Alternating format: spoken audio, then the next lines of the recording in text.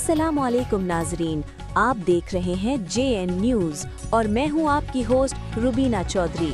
सबसे पहले नजर डालते हैं आज की अहम खबरों पर।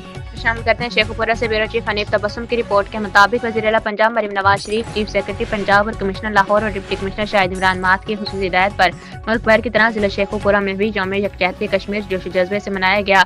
जिला इंतजामिया शेखुपुरा के ज़ेर एहतमाम स्कूलों और कॉलेजों में यौम कश्मीर के सिलसिले में तकारीब और रैलियों का इनेकाद किया गया, जबकि मकबूजा कश्मीर में भारत की जारियत के खिलाफ और कश्मीरी अवाम के साथ इज़हार यकजहती के लिए जिला कौंसिल हाल में मरकजी तकरीब और रैली का इनेकाद किया गया। मरकजी तकरीब में additional deputy commissioner revenue Usman Jalees, CO municipal committee और दीगर जिलाई अफसरान और अहकारान समेत शहरियों ने कसीर तादाद में शिरकत की। मरकजी तकरीब में मुख्तलिफ स्कूलों के बच्चों ने कश्मीरियों के साथ इज़हार यकजहती के लिए मेरी नगमे और तकारीर पेश की।